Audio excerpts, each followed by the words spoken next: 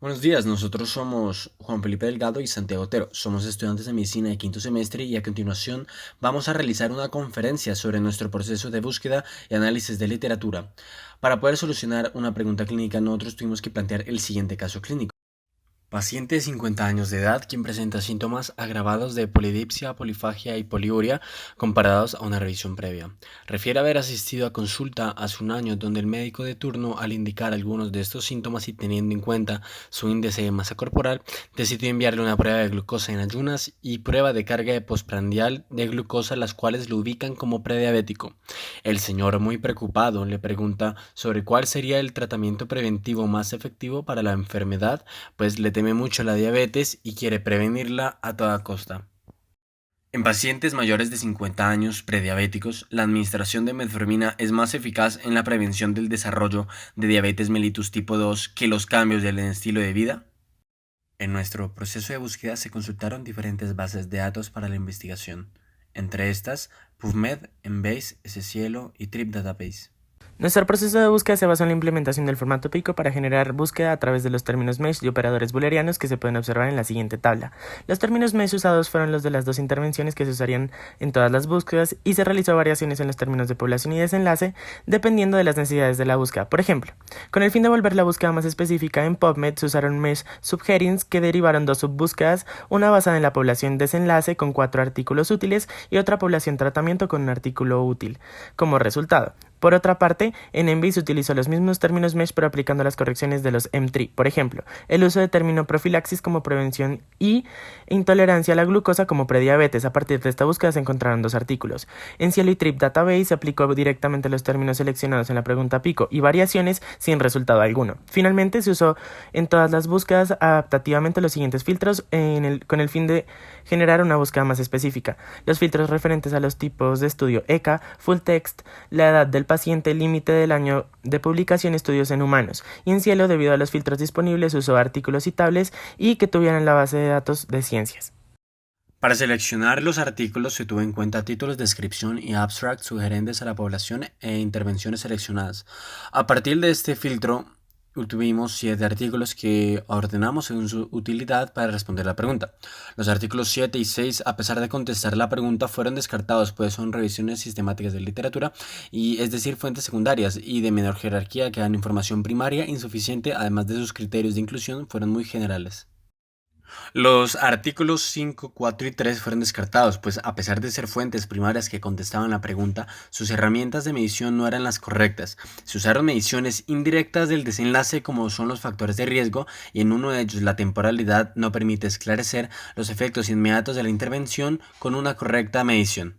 Finalmente, se escogió este artículo por sobre los demás, pues presenta un estudio de tipo ECA, una fuente primaria que se propone evaluar directamente la eficacia de metformina comparada con la eficacia de los cambios del estilo de vida en pacientes prediabéticos con el fin de prevenir la aparición de diabetes mellitus tipo 2, lo que permite contestar nuestra pregunta clínica. Además, los criterios de inclusión y exclusión para la población utilizada en este estudio son bastante fieles a lo buscado según el perfil de nuestro paciente.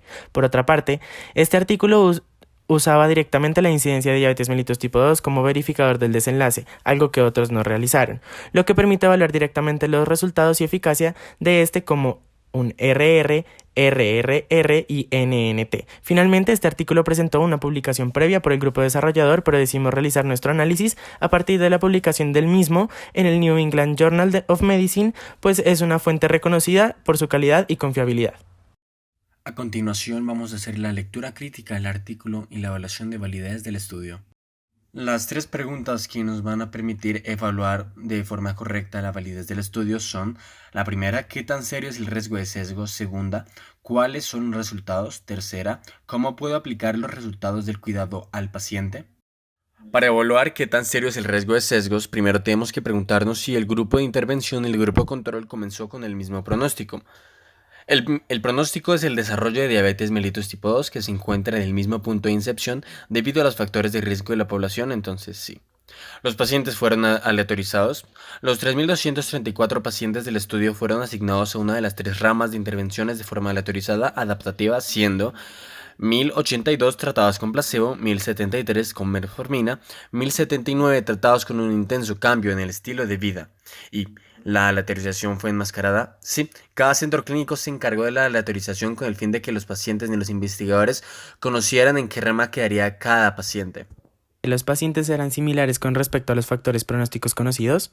Sí, en la tabla 1 encontramos que las características básicas y los factores de riesgo para diabetes eran similares en los grupos. Se obtuvieron 3 muestras homogéneas en su punto de incepción con los factores más importantes para el desenlace, como la edad, el peso, los índices de glucemia, además de priorizar las minorías raciales y étnicas para hacerlas más representativas con el fin de poder extrapolar los resultados a la población general. Se mantuvo el equilibrio pronóstico a medida que avanzaba el estudio. ¿En qué medida fue el estudio enmascarado? En la sección de métodos se explica que en la rama de metformina y placebo se enmascaró la intervención y aleatorización para el paciente y el investigador, encargando a los centros la aleatorización adaptativa. Además, a lo largo de toda la investigación, las mediciones de glucosa eran secretas para los investigadores y los pacientes a menos de que éstas llegaran a niveles críticos o se diagnosticara diabetes. En el caso de la intervención del estilo de vida, fue imposible realizar el enmascaramiento, porque el desenlace depende de la participación del sujeto y los resultados son cambios totalmente dependientes de los factores físicos con baja probabilidad de sesgo. Teniendo en cuenta que se mantuvo el enmascaramiento en quienes fue posible y no existía el riesgo alto de sesgo en quienes no fue posible enmascarar, concluimos que sí se mantuvo el equilibrio pronóstico. ¿El estudio fue culminado antes de tiempo? ¿Fue el seguimiento completo? ¿Los grupos fueron equilibrados respecto al pronóstico a realizar el estudio? En la sección de análisis estadístico se menciona que la rama de metformina y placebo fue terminada un año antes y para entonces poseían un 65% del seguimiento esperado de años persona. Sin embargo, se usaron las correlaciones modificadas de Bonferroni y Group Sequential Low Rank Test para proteger los resultados del estudio con el fin de prevenir los errores tipo 1 o falsos positivos. A pesar de lo anterior, el estudio contó con un porcentaje de pérdida de follow-up del 10%, algo bastante favorable, pues significa que sus resultados pueden ser extrapolados con confianza, pues representan a la mayoría de pacientes del estudio. Por otra parte, ¿fueron los pacientes analizados en los grupos en los que fueron aleatorizados? Sí, dentro del apartado de adherencia a las intervenciones se explica que el análisis siguió el principio de intención a tratar con el fin de asegurar el mantenimiento de los efectos de aleatorización, es decir, manteniendo el balance de factores pronóstico. ¿Tan grande fue el efecto del tratamiento? ¿Qué tan preciso fue el estimado del efecto del tratamiento? En la tabla 2 del estudio se reporta el riesgo relativo como la reducción del 58% de la incidencia de los tratados de cambios de estilo de vida y el 31% de los tratados con metformina, ambas comparadas con placebo. Por otra parte, en la sección de incidencia de diabetes mellitus tipo 2 se reporta la reducción relativa de riesgo que nos indica la incidencia de diabetes mellitus, que fue 39% más baja que en la intervención de cambios de estilo de vida que en metformina.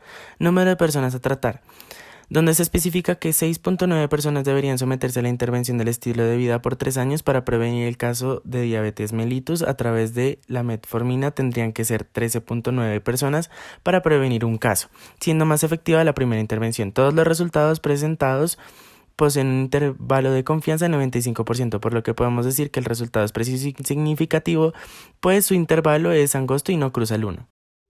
Podríamos decir que nuestro paciente podría haber sido parte del estudio, pues posee todos los criterios de inclusión mencionados en la parte de metodología del artículo del New England, como de concentración de glucosa en valores de prediabético, tener un índice de masa corporal mayor o igual a 24 y una edad cercana a la media que fue 51.